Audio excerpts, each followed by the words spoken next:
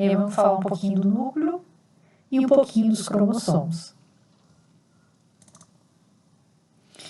Então, pessoal, o núcleo ele fica aqui dentro da célula. Se a gente pegar o núcleo e dar uma aumentada, a gente vai ver que ele é composto por várias estruturas. A primeira coisa externamente que a gente pode dar uma olhada é aqui a membrana do núcleo, que a gente chama de carioteca, ou membrana nuclear, ou envelope nuclear. E ela é muito parecida com a membrana plasmática, ela é de fosfolipídio. Depois da membrana fosfolipídio, sempre atrelado à carioteca, você vai ter um retículo endoplasmático rugoso. Então, é muito fácil você encontrar um núcleo, porque ela sempre estará perto. É muito fácil encontrar um núcleo, porque ele sempre estará perto do retículo endoplasmático rugoso. Depois que você tem a carioteca, dentro do núcleo tem um líquido muito parecido com o citoplasma, que é a cariolinfa, também chamada de nucleoplasma. Também temos aqui o DNA, que pode ser o DNA, que pode estar na estrutura de cromatina ou de cromossomo, e daqui a pouco a gente vai ver a diferença entre cromossomo e cromatina. E aqui a gente tem o nucleolo. Então vamos falar um pouquinho de cada um deles separadamente. O primeiro que a gente vai falar... O que foi? Vai falar. Não sei, quem estava com ele era o... O primeiro que a gente vai falar é a carioteca, né? O envelope nuclear ou membrana nuclear. Então, a carioteca, como eu falei, ela é muito semelhante à membrana plasmática, né? Ela é de fosfolipídio e ela tem vários poros. Por esses poros, na hora de produzir a proteína, é onde vai sair o RNA mensageiro para a produção de proteína, que vai acontecer lá no citoplasma. O RNA mensageiro é produzido no núcleo, através da transcrição. O DNA ele produz o RNA mensageiro e esse sai pelos poros do núcleo para ir para o citoplasma produzir as proteínas. Então, esses poros aqui, eles são um pouco complexos, por isso que a gente chama eles de complexo poro. Que aqui está o complexo poro, mas aqui a gente tem uma visualização melhor do complexo poro. Então, em cada porozinho, em cada buraquinho, existem várias estruturas que vocês não terão acesso, porque é um pouco mais complexo, geralmente não cai no Enem, não cai em lugar nenhum. Então, é só para vocês saberem que existe, que cada poro desse é, na verdade, uma estrutura muito mais complexa. Bom, passando a carioteca, temos o nucleoplasma, ou cariolinfa, que é o líquidozinho que tem dentro do núcleo, e o nucleolo. Então, o nucleoplasma e cariolinfa é uma solução aquosa, que envolve a cromatina e os nucleolos, né? Uma solução líquida. E o nucleolo, que é uma massa densa de proteína e RNA ribossômico. Tá? E qual é a função? A função dele é produzir o ribossomo, que vai sintetizar proteína no citoplasma.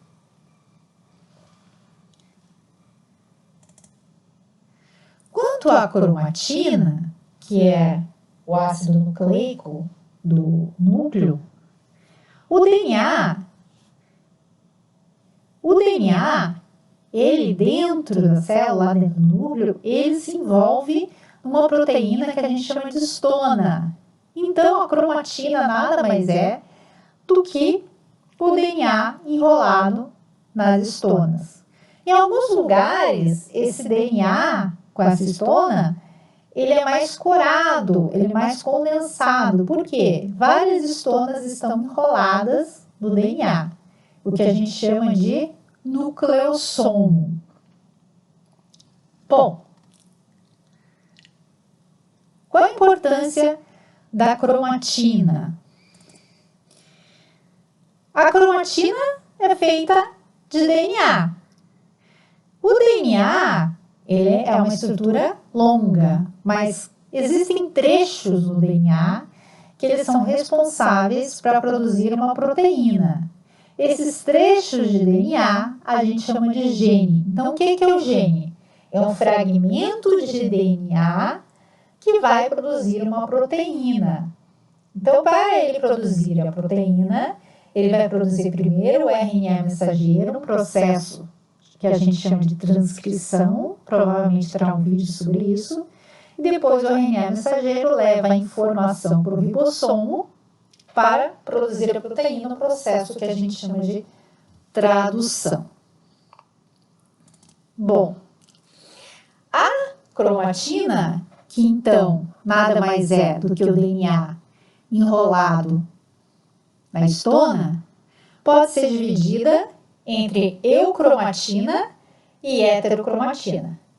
A eucromatina, você tem o DNA enrolado em poucas histonas, tá? Os genes estão ativos, eles estão fazendo proteínas.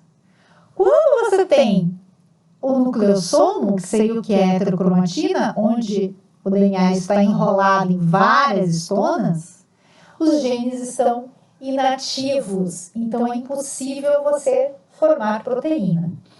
Ele se condensa dessa forma em heterocromatina, principalmente na hora da divisão celular. Na hora que a célula se divide, ela não produz proteína. Então, quando ela está nesse sentido de heterocromatina, cada vez ela consegue se enrolar mais, e é o que a gente chama de cromossomo. Então, o que é o cromossomo? Então, o que é o cromossomo? Nada mais é do que uma cromatina extremamente enrolada, extremamente condensada, extremamente espiralizada.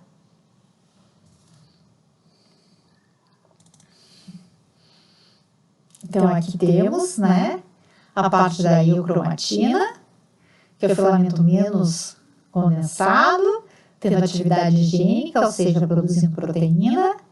A heterocromatina, que é mais condensado, ele não produz proteína, está muito ativado, é onde tem os nucleossomos, que é justamente as histonas muito enrolados.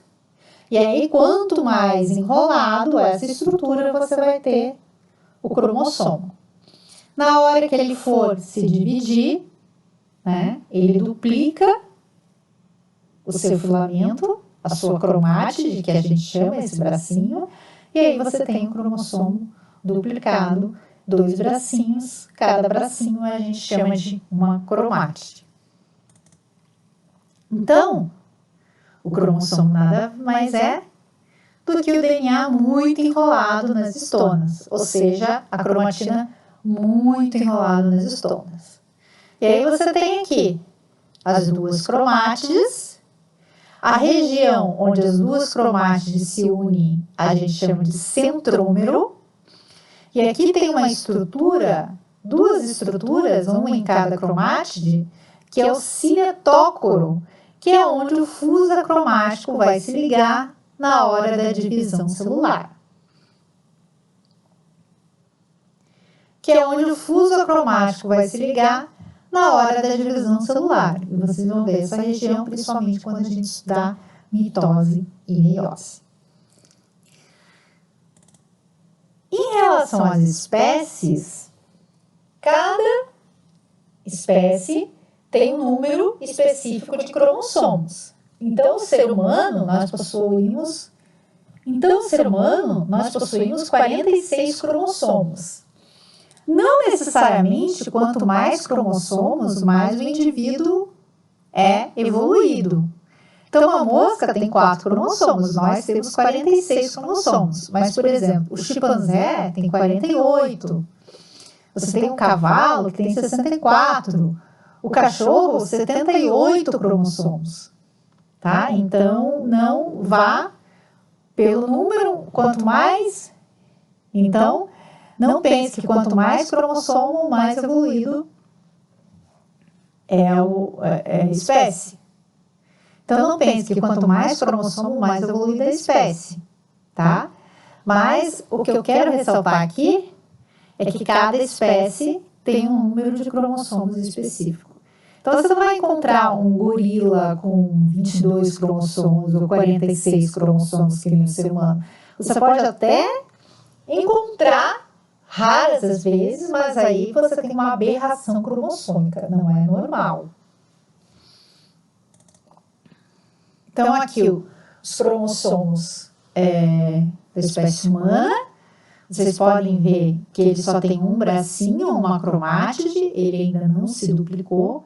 E você tem, então, 23 pares, né? 1, 2, 3, 4, 5, 6, 7, 8, 9, 10, 11, 12, 13, 14, 15, 16, 17, 18, 19, 20, 21, 22, 23 pares. Bom, do par 1 ao 22 é igual tanto no homem quanto na mulher. A gente chama esses pares de cromossomos autossômicos, porque não tem diferença no homem e na mulher. O último par, que é o 23, aí tem diferença, né? Na mulher são 2 idênticos, que é o X e o X. No homem são diferentes, que é o X e o menorzinho, que é o Y.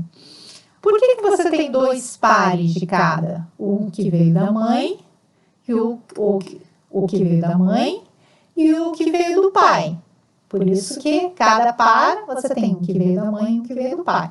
No processo da meiose, que é quando você produz os óvulos e o espermatozoide, o óvulo tem 23 cromossomos e o espermatozoide tem 23. Por quê? 23 com 23, o filho, né, o zigoto, tem que ter 46.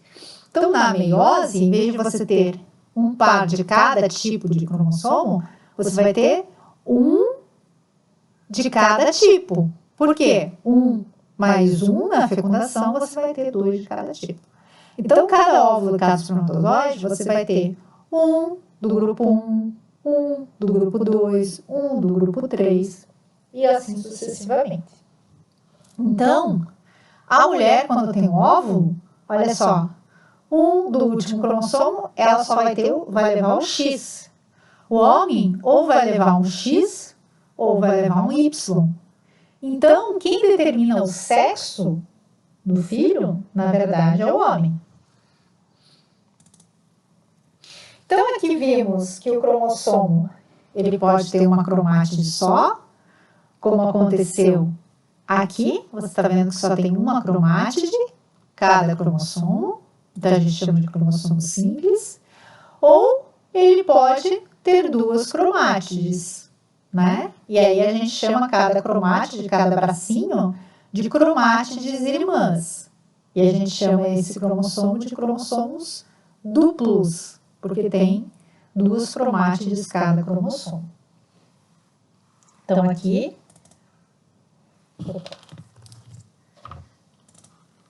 Então, aqui, né, 2 cromossomos do mesmo tipo. A gente chama 2 cromossomos do mesmo tipo de cromossomos homólogos. Cromossomos homólogos.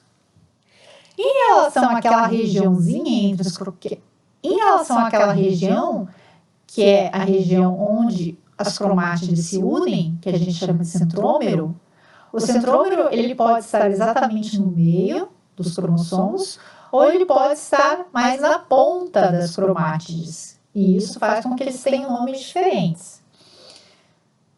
Se o centrômero estiver bem no meio do cromossomo, a gente vai falar que esse cromossomo é um cromossomo metacêntrico. Se ele estiver um pouco mais na ponta, tanto faz na ponta de cima ou na ponta de baixo, a gente chama de submetacêntrico. Se ele estiver um pouquinho mais acima, a gente chama de acrocêntrico. E se ele estiver lá na ponta, a gente chama de telocêntrico. Quando ele está na região bem do meio, que é o metacêntrico, ele divide o cromossomo em duas partes, a de cima e de baixo. Ele divide o cromossomo em duas partes, a de cima e a de baixo. Então, cada cromátide é dividido em duas partes, a de cima e a de baixo. Cada parte de cima e de baixo a gente chama de braço. Então, no metacêntrico, os braços são do mesmo tamanho. No submetacêntrico, um braço vai ser maior e o outro braço vai ser menor. No acrocêntrico, maior ainda um braço e o outro vai ser menor ainda. E no telocêntrico, não vai ter dois braços, vai ter um braço só. Então, aqui alguns nomes que vocês têm que saber, né? Primeiro é genoma. O que é o genoma? Quando se fala genoma, o genoma é o conjunto de moléculas de DNA de uma espécie, né? Então, a gente tem 23 pares de cromossomos. Por que 23 pares? Existem 23 tipos, sendo que cada tipo a gente tem um par. O que veio da mãe e o que veio do pai. Tá? Aqui você pode ver A, B, C, D, E, F, G, que é o tipo de cromossomo. Aqui você pode ver, ó, cromossomo metacêntrico, e eles são grandes, maiores. Aqui, um pouco submetacêntrico, também grandes. Aqui, por exemplo, você já pode visualizar aqui, você já pode visualizar o acrocêntrico no D. Aqui a gente tem no G o telocêntrico, pequenininho. No caso do X e Y, aqui é um cariótipo, masculino, né? Você tem o X, que ele é o quê? Quase um metacêntrico indo para um submetacêntrico, e o Y, que é um telocêntrico. Então, aqui também temos outros nomes que vocês têm que saber. Primeiro, o que são cromossomos autossômicos, né? Já falamos, são tipos de cromossomos que estão igualmente distribuídos nos dois sexos, né? No feminino e no masculino. Então, são esses 22 pares. E os cromossomos sexuais, esse é o último, e os cromossomos sexuais representam esse último par aqui, tá? Que varia entre os sexos. Masculino, XY, feminino, 2X. E lembrando também que são cromossomos homólogos. É um par do mesmo tipo. Então, esse é homólogo a esse é homólogo a esse. Então, a gente vai ter 23 pares de cromossomos homólogos, isso lembrando para a espécie humana. Então, já vimos aqui os cariótipos, né? Da mulher, 2X, do homem, XY. E quando a gente vai representar um cariótipo, a gente pode representar de duas formas. Primeiro, é escrevendo, no caso da mulher, 44A mais XX. O que significa isso? 44 cromossomos autossômicos mais o XX. Tudo bem? E o homem seria o quê? Mesma coisa, 44 cromossomos autossômicos mais o XY. Ou você pode representar 46,XX na mulher, que significa o quê? São 46 cromossomos, sendo que o último é XX. E o homem também, 46 cromossomos, sendo que o último é XY. E isso porque é espécie humana. Se fosse, por exemplo, um macaco, seria o quê? 46. O macaco seria o quê? 46A mais XX. E 46 e 48,XX, uma vez que ele tem 48 cromossomos. Por último, é importante ressaltar uma estrutura que a gente chama de corpúsculo de Barr ou cromatina sexual. O que acontece? No caso do homem, ele tem um X e um Y. no caso da mulher, ela tem um X mais um X. Ela tem um X a mais do que o homem. Isso faz com que ela tenha uma quantidade de proteína X duplicada em relação ao homem. Para que exista um equilíbrio, para que a mulher não tenha mais duplicação X do que o homem, mais proteínas X do que o homem,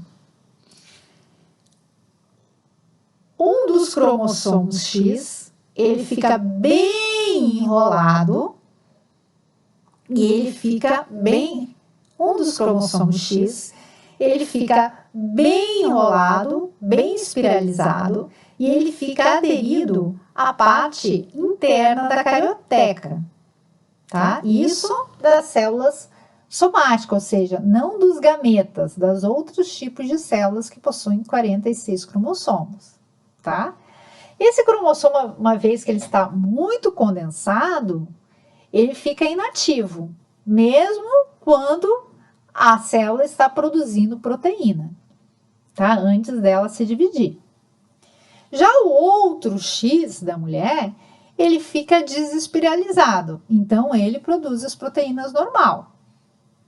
Já no caso do homem, que só tem um X, ele permanece sempre desespiralizado quando ele vai produzir as proteínas, tá? Então, o homem, ele não tem nenhum corpúsculo de Bar ou cromatina sexual, uma vez que ele tem um X só. Já a mulher, ela tem essa cromatina sexual, porque um dos X, ele está enrolado. Isso é muito importante na hora de identificar o sexo genético do indivíduo. Então, se você pega uma célula e ela você pega uma célula e você pega uma célula e se consegue visualizar a cromatina sexual, você já sabe que se trata de uma mulher. No caso do homem, se você pega uma célula e ela não tem essa célula não tem essa cromatina sexual, você já sabe que se trata de um homem. E aí sim, se por exemplo, você tem, em vez de uma cromatina sexual, duas cromatinas sexuais, é um caso de aneuploidia, ou seja, a pessoa, ela tem mais de 2 cromossomos X, ela tem 3 cromossomos X, um desenrolado e 2 enrolados formando o corpúsculo de Bar, que seria uma aberração genética. Existem algumas doenças, né, como por exemplo o superfêmea, que ele tem 3X, ou Klinefelter, por exemplo, que ele é XXY. Então, nesse caso, ele teria 2 cromatinas sexuais. Bom, pessoal, espero que vocês tenham gostado da aula.